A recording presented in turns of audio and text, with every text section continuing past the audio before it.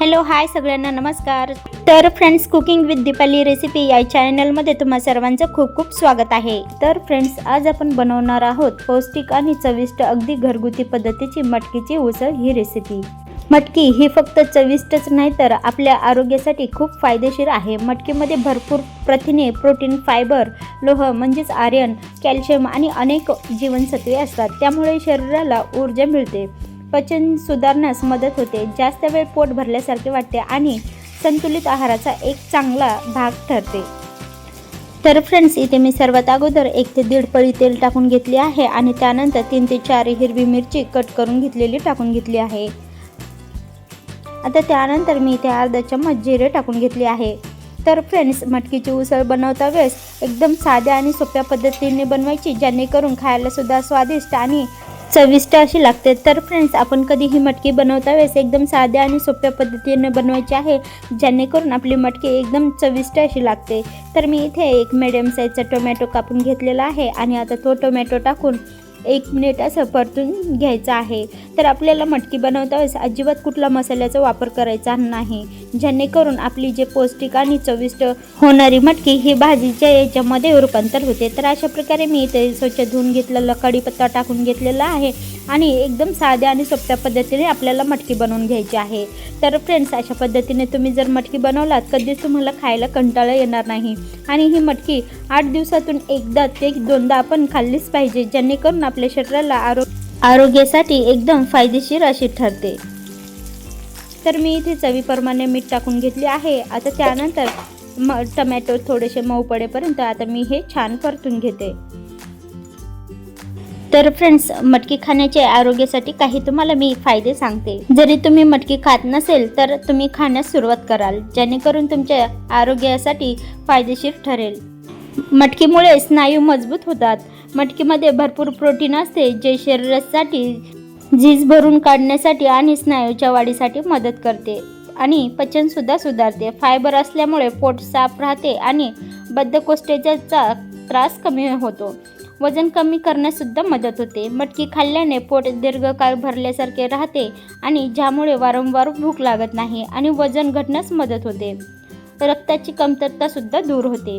लोह म्हणजेच आयरन असल्यामुळे शरीरातील हिमोग्लोबिन वाढते आणि अशक्तपणा सुद्धा दूर होते. तर फ्रेंड्स, अशा प्रकारे मी इथे कढीपत्ता आणि हळद टाकून घेतले आहे आणि हे आता मी छान असं मिक्स करून घेत आहे. तर आपल्याला ह्यामध्ये कुठलेच मसाले वापरायचे नाहीत किंवा काहीच नाही.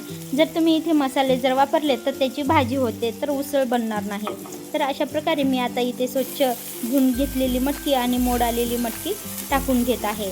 तर फ्रेंड्स, घरच्या घरी मटकी कशी बनवायची, म्हणजेच मोड आलेली मटकी कशी बनवायची, ते सुद्धा मी एखाद्या दिवशी तुम्हाला डिटेल्समध्ये व्हिडिओ टाकेल, जेणेकरून तुम्हीसुद्धा घरच्या घरी मटकी बनवाल.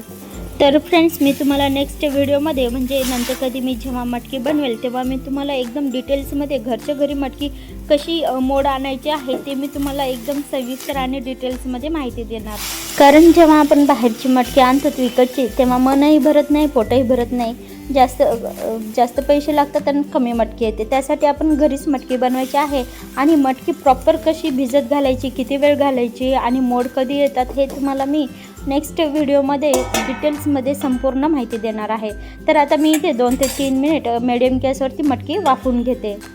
तर मटकी जास्त शिजवायची नाही किंवा त्यामध्ये पाणीसुद्धा टाकायचं नाही. जेवढं आपण पाण्यामध्ये धुतली होते तेवढंच पाणी मटकीचं तेवढंच त्याच्यापुरतं होऊन जातं. त्यासाठी आपल्याला एक्स्ट्रा पाणी टाकण्याची काही गरज नाही. जर आपण पाणी टाकलं तर मटकी पातळ होती, त्यामुळे मटकी चविष्ट अशी बनत नाही. तर अशा प्रकारे तुम्ही इथे बघू शकता मटकी थोडीशी वाफून निघली आहे 3 ते 4 मिनिट. त्यानंतर मी इथे कोथिंबीर टाकून घेतली आहे आणि मटकी जास्त जर शिजवली तर ती भाजीसारखी लागते आणि त्यामधले प्रोटीन्स, विटॅमिन्स जे काही आहे ते सगळं म्हणजे मरून गेल्यासारखं होतं. त्यासाठी आपल्याला जास्त शिजवायची नाही, एकदम कच्ची म्हणजे 50% एवढी शिजवायची, 50 ते 60% आणि वाटलंच तर 70% एवढी शिजवायची आहे आणि 30% आपल्याला थोडीशी कच्चे आणि थोडीशी निब्बर अशी ठेवायची आहे, जेणेकरून मटकीमधले जे काही हे विटॅमिन्स आहेत ते आपल्याला परिपूर्ण मिळून जातात. जर आपण जास्त मटकी शिजवली तर ते सर्व विटॅमिन्स जळून गेल्यासारखं होतं, त्यासाठी मटकी आपली फायदेशीर ठरत नाही. तर अशा प्रकारे आपली मटकी बनवून तयार झाली आहे.